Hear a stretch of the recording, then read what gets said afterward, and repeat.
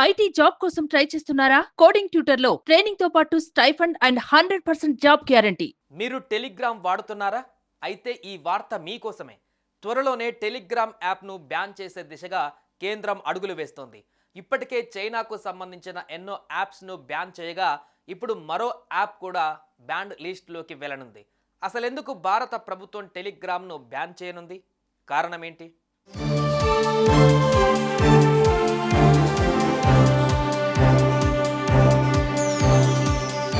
Smart phone వచ్చాక చాలా apps మనకు అందుబాటులోకి వచ్చాయి. అయితే ఎన్ని యాప్స్ ఉన్నా వాటిలో కమ్యూనికేషన్స్కు సంబంధించిన అప్లికేషన్స్ మాత్రం అన్ని ఫోన్లలో ఉంటాయి. ఇంటర్నెట్ యాక్సెస్ ఉంటే ఫ్రీగా మెసేజ్లు కాల్స్ చేసుకోవచ్చు అన్నట్లు ఉంటారు. కానీ ఒకరితో మరొకరు మాట్లాడుకునేందుకు ఉపయోగించవలసిన యాప్స్ కాస్త ఇప్పుడు అక్రమాలకు అడ్డగా మారిపోయాయి. ఆ అప్లికేషనే టెలిగ్రామ్.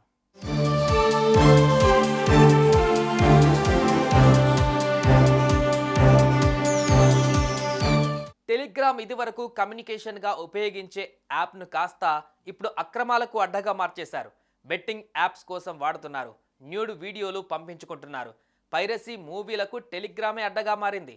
అంతేకాదు, డ్రగ్స్ సప్లై చేసేందుకు కూడా ఈ యాప్నే నమ్ముకుంటున్నారు. అంతెందుకు, gambling, fake stock market trading, ఇలా చెప్పుకుంటూ పోతే ఎన్నో ఉన్నాయి.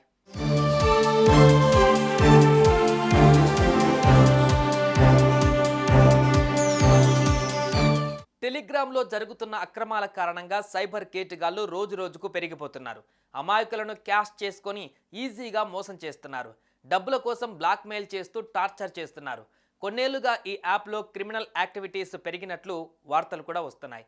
చాలా మటుకు ప్రజలు పోలీసులకు చేస్తున్న ఫిర్యాదులలో సైబర్ నేరాలే ఎక్కువ. అవి కూడా టెలిగ్రామ్ ద్వారానే అవుతున్నాయి అనేది పోలీసులు చెబుతున్న వార్త.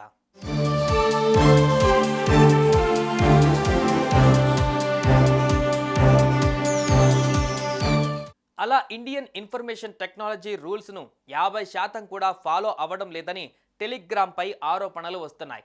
తాజాగా నీట్ వివాదంలో కూడా టెలిగ్రామ్ పేరు బయటకు వచ్చింది. దీంతో టెలిగ్రామ్ యాప్ ఏమాత్రం సేఫ్ అనే విషయంపైన చర్చ జరుగుతోంది. ఇప్పటికే టెలిగ్రామ్ కారణంగా ఫ్రాన్స్లో క్రిమినల్ యాక్టివిటీ పెరిగిందని యాప్ ఓనర్ పావెల్ డ్యూరావ్ను అరెస్టు చేశారు. ఇండియన్ గవర్నమెంట్ చేపట్టిన దర్యాప్తులో అక్రమాలు నిజమే అని తేలితే యాప్పై నిషేధం విధించే అవకాశం ఉంది.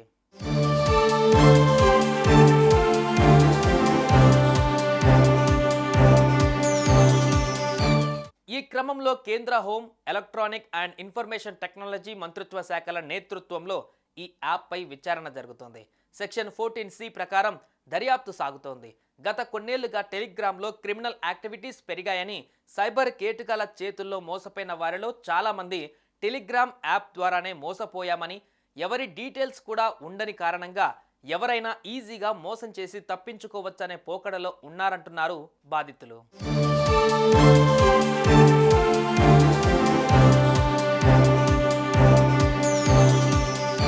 ఈ అన్ని కారణాల కారణంగా టెలిగ్రామ్కు ఇప్పుడు ఎండ్ కార్డు పడనుంది భారత్లో. టెలిగ్రామ్ అక్రమాలకు అడ్డగా ఉందని తేలితే మాత్రం పూర్తిగా నిషేధిస్తామని అంటున్నారు. చూడాలి మరి టెలిగ్రామ్ కథ ఎక్కడికి చేరుతుందో.